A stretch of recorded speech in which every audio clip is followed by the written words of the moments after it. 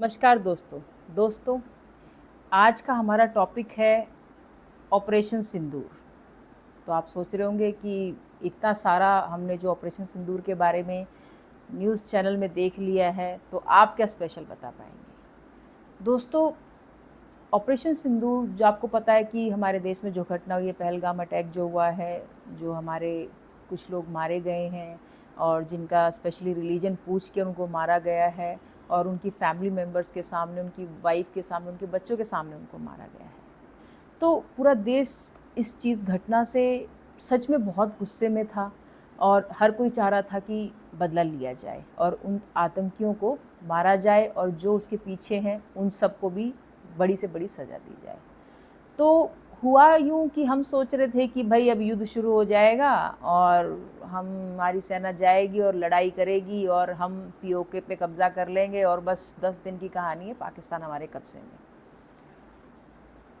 Friends, युद्ध जो होता है ना, सबको पता है वॉर जो होती है कोई फैंसी फिल्म नहीं है कि जहाँ पे हीरो जाता है, 4 गोलियाँ मारता है, अंत में थोड़ी चोट उसे लग जाती है, मर जाता है और फिर एक रोने धोने की कहानी होती है और एक अच्छी एंडिंग के साथ फिल्म ख़त्म हो जाती है। वॉर में ना बहुत लोगों के घर उजड़ते हैं, बहुत लोग मरते हैं, चाहे इस साइड हो चाहे उस साइड हो।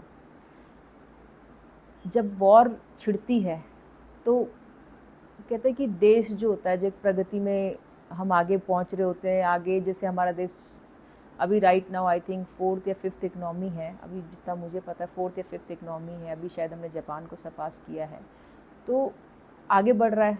जब युद्ध होता है तो पैसे का जो डैमेज लगता है, जो हम आगे बढ़ रहे थोड़े से स्लो डाउन हो जाते हैं। कोई भी देश हो जिसके साथ युद्ध हो रहा हो और जो कर रहा हो युद्ध, आज की डेट में ना कोई भी देश युद्ध जीतता नहीं है। जीत कैसे, आप कैसे कहोगे। आप अगर लेटेस्ट एग्जांपल देख लीजिए रशिया और यूक्रेन का, आप सोचोगे यार रशिया तो मतलब अगर आप उसको देखेंगे तो कहेंगे कि यूक्रेन क्या है उसके सामने, एक चींटी समान। लेकिन आप देखिए कितने साल से युद्ध चल रहा है, आई थिंक ऑलमोस्ट 2 ईयर्स हो गए होंगे, तो मतलब युद्ध चल ही रहा है अभी तक और यूक्रेन पूरी टक्कर दे रहा है। तो ये कोई ऐसा नहीं है कि कोई बड़े छोटे की लड़ाई है। आपने देखा होगा कि रशिया इतने दिनों से उसे मार रहा है, उसको वेपन्स की कोई कमी नहीं है। यूक्रेन के पास तो कुछ भी नहीं था ऐसा, लेकिन वो कहते हैं ना कि छोटे भाई के यार बहुत हैं, 36 यार हैं जो बड़े भाई से बड़ी सारी दुश्मनी लगाए बैठे होते हैं। तो वो सामने नहीं आते हैं, वो नीचे ही नीचे मदद करते हैं। ऐसा ही कुछ जो अभी इंडिया पाकिस्तान की जो वॉर होने हुई थी, या जो भी हमारे सेना ने उनके कुछ जो टेररिस्ट ठिकाने थे, 9 ठिकाने, उनको मारा। उनके कुछ जो टेररिस्ट थे, बड़े टेररिस्ट थे, वो मारे गए। लेकिन अगर आप ये देखेंगे कि जब इंडिया ने उनकी एयरबेस पे अटैक किया, तो जब उनको डैमेज हो गया तो सीज़ फायर के लिए आया। अब एक दूसरे को ब्लेम कर रहे हैं कि इसने मांगा था, उसने मांगा था। लेकिन आपने नोटिस किया होगा कि जब इंडिया फ़ाइट करने के लिए पाकिस्तान से शुरू हुई, तो कैसे जो टर्की है और जो अज़रबैजान है, कैसे खुलेआम सपोर्ट कर रहे थे पाकिस्तान को। और स्पेशली जो चाइना क्या है, फिर सामने नहीं आता है, लेकिन नीचे ही नीचे वो मदद कर रहा था। और एक्चुअली क्या वॉर क्या है आज के टाइम, पहले वॉर सैनिक लड़ते थे, जाते थे, आप मतलब लड़ाइयाँ होती थी, बहुत डैमेज होता। आजकल क्या है कि आप अपने वेपन्स की प्रदर्शनी लगाते हैं। आप ये दिखाते हो कि देखिए भाई हमारा ये वेपन है और अभी वॉर चल रही है, तो कंट्रीज़ अपने वेपन सप्लाई करते हैं, जो आर्म डीलर्स होते सप्लाई करते हैं, और वॉर में उनकी जो टेस्टिंग हो जाती है। तो ऐसा ही आपने देखा होगा कि टर्की में जो उनके ड्रोन थे, चाइना के जो फाइटर जेट कहिए, उनकी मिसाइल्स थी, ये सब किस लिए है, ये बेसिकली एक लैब टेस्टिंग हो रही है। और इंडिया बहुत स्मार्ट था, बहुत स्मार्ट डिसीजन कहिए एक तरीके से, अगर सुनने में मतलब स्मार्ट डिसीजन लिया कि सीज़ फायर हो गया। ओके, अब ये जो जो आपने सुना होगा केनाना हिल्स में, जहाँ वहाँ पे कह रहे हैं कि न्यूक्लियर लीक हो गया है, ठीक है, और मतलब बहुत सारी खबरें आई, आई डोंट नो वो कि वो सच है कि फेक है। अब किसी के पास इतना टाइम तो है नहीं, कोई भी कंट्री अपने बारे में कोई नेगेटिव जो न्यूज़ होती है उसको बाहर आने नहीं देता। बेसिकली वो करता क्या, सोशल मीडिया के अकाउंट्स बैन कर देता है, आप ट्विटर बैन कर देंगे, आप यूट्यूब पे चैनल बैन कर देते हो, या फिर क्या होता है कि जो और दूसरे सोशल मीडिया हैं, कोई भी तरह का सोशल मीडिया बैन हो जाता है। तो कोई भी कंट्री अपने बारे में कोई नेगेटिव खबर बाहर आने ही नहीं देता है। और जब युद्ध होता है ना, तो हर इंसान उस कंट्री का हर इंसान युद्ध लड़ता है। आप देख रहे होंगे कि जब सेना ही नहीं लड़ती है, आप देखिएगा न्यूज़ चैनल तक लड़ते हैं, युद्ध करते हैं, यूट्यूब चैनल्स तक जो लोग यूट्यूब में काम करते हैं वो भी आपके एक तरीके के सैनिक होते हैं। और हमारा भी फ़र्ज़ है कि जब हमारा देश युद्ध में हो या हमारी सेनाएं वहाँ खड़ी है तो हमारा भी फ़र्ज़ है कि हम उन्हें सपोर्ट करें, क्योंकि अल्टीमेटली कल को हमारी सेना हारती है तो डैमेज हमें होगा, ठीक है। तो इसलिए हर बंदा, चाहे वो लेखक हो, चाहे वो रिपोर्टर हो, चाहे वो किसी मीडिया हाउस से, चाहे कोई गार्ड हो या कोई आर्मी में हो, कोई भी किसी भी तरह का इंसान हो, हर इंसान उस टाइम वॉर में होता है। तो जब हमारी इंडिया पाकिस्तान की वॉर छिड़ी तो आपने देखा होगा कि बहुत सारी मिस इन्फॉर्मेशन ट्रैवल कर रही है, उधर इधर अटैक हो गया, उधर अटैक, बाद में उससे खबरें फेक निकलती हैं। तो लोग समझ नहीं पा रहे थे कि क्या सही है क्या गलत है। आपको बेसिकली जो आपके कंट्री की जो गवर्नमेंट होती है और जो आर्म फोर्स होती है, आपको उन पे बिलीव रखना चाहिए। बाकी पाकिस्तान की जो फोर्सेस होते हैं उनके तो काफ़ी वीडियोस वायरल हैं कि मतलब वो खबरें भी, मतलब उनका जो मिनिस्टर हैं, जो उनके गृह मंत्री थे, उन्होंने मतलब चैनल पे, CNN चैनल पे ये बोला कि भाई हमारे तो इतने रफाल मार डाले और वो तो सोशल मीडिया पे है। पर मैंने तो इतनी दिन से देख रही हूँ, मुझे कोई ऐसा वीडियो मिला नहीं है। अब मान लीजिए कि अगर युद्ध हो भी जाता है, होता है, सॉरी, युद्ध हुआ और उसमें आपका कोई डैमेज हो गया, तो आप युद्ध के बाद उसे एनालाइज करते हैं ना, उस टाइम उसकी मतलब युद्ध के समय थोड़ी ना बातें करते हैं कि भाई आप उससे जो हमारी सेना वो डिमोरलाइज हो जाएगी। उसी टाइम थोड़ी ना, जब युद्ध खत्म हो जाता है उसके बाद एनालाइज होता है कि भाई क्या चीज़ें हमारा डैमेज हो गया, कहाँ हम लैग कर गए, कहाँ हमें मतलब आगे मतलब नहीं करनी चाहिए चीज़ें। अब आता है कि अब इंडिया सबसे बड़ा कंफ्यूज जो मतलब पाकिस्तान में लोग खुश इसलिए थे कि भाई वहाँ सीज़ फायर हो गया, बहुत खुश थे कि भाई चलो पीछा छुटा और इंडिया कहीं पाकिस्तान में आ जाता और उनके के लिए तो आफत ही हो जाती, क्योंकि उनके जो पाव किलो के जो न्यूक्लियर बम थे वो कहीं इंडिया ने वहीं फोड़ दिए। इंडिया ने कहा कि भाई आप वहाँ से निकालने की भी क्यों इतनी जहनीत कर रहे हैं, हम वहीं फोड़ देते हैं तुम्हारे यहाँ, ठीक है। तो इंडिया ने ये बता दिया कि भाई हम आपके कहीं पर भी हो, हमारी मिसाइलों की रेंज में है आपकी हर चीज़। अब आता है कि सीज़ फायर, इंडिया वाले इसलिए दुखी थे कि सीज़ फायर क्यों हो गया, हम तो विनिंग पोजीशन में थे और बेसिकली हमारी आर्मी तो अपर हैंड था उनका, तो हमने क्यों सीज़ फायर ले लिया, हमें तो POK लेना चाहिए था।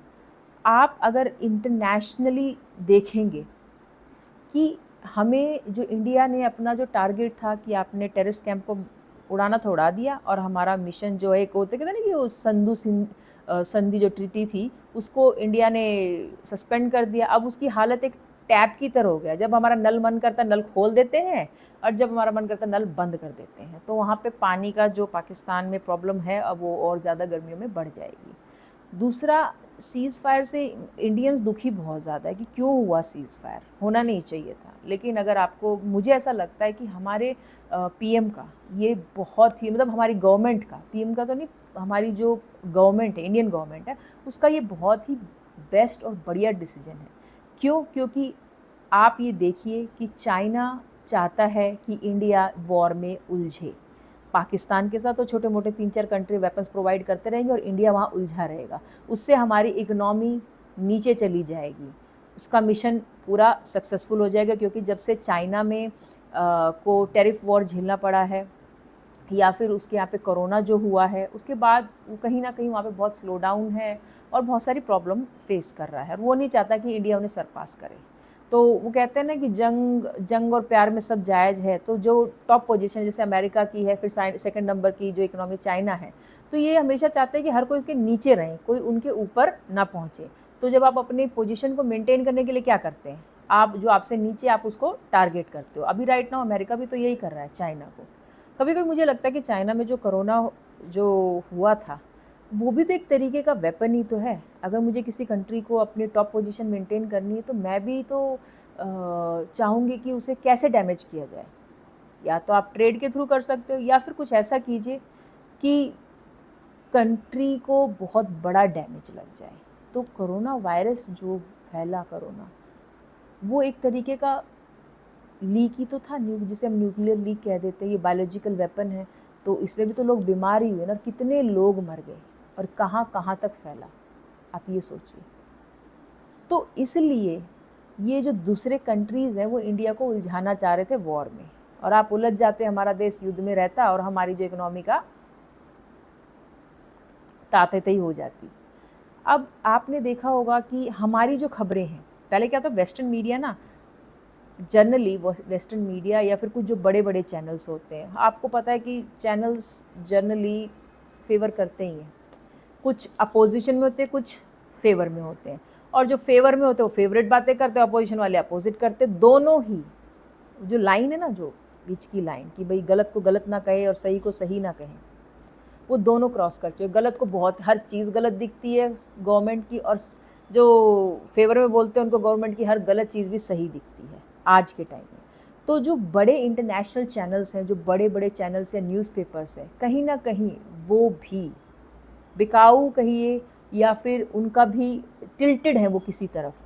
जो बड़ी बड़े कंट्रीज़ हैं जो वेपन्स में आर्म में डील करते हैं, तो वो क्यों चाहेंगे कि अगर इंडिया मतलब इंडिया के जो एरोप्लेन्स है या रफाल है, उन्होंने जो चाइना के फाइटर्स को मारा हो, वो क्यों ऐसी खबरें मीडिया में आने देंगे?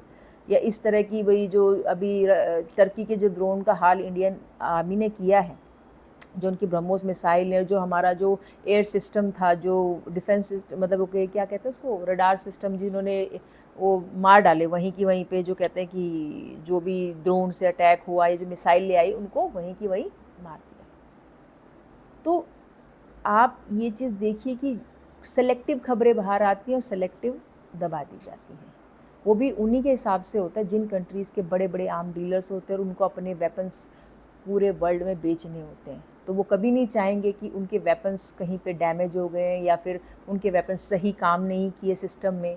तो इसलिए मैं कहती हूँ कि देश में जब युद्ध में हो देश या लड़ रहा हो देश, तो हर इंसान एक सोल्जर होता है और आपको अपने देश के प्रति वफादार रहना है किसी भी तरीके से। चाहे आप वेपन के थ्रू आप देश के लिए फ़ाइट कर रहे हो, चाहे आप टंग के थ्रू फाइट कर रहे हो, किसी भी रूप में हो, आपको अपने देश के लिए हमेशा फर्स्ट देश है आपका, कंट्री फर्स्ट आता है, बाद में आपका रिलीजन आता है और बाद में आप क्या हो वो मायने रखता है।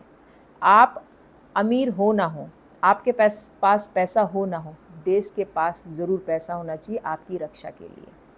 तो दोस्तों, ये मेरा जो एक आम जनता जो सोच रही थी, जो अभी हमारा इंडिया पाकिस्तान के बीच में जो छोटी मोटी जो वॉर हुई, उसको लेके कि सीज़ फायर, वो लोग कहते हैं क्यों, वो कहते हैं हाय रे हो गया सीज़ फायर, और ये कहते हैं कि क्यों हुआ।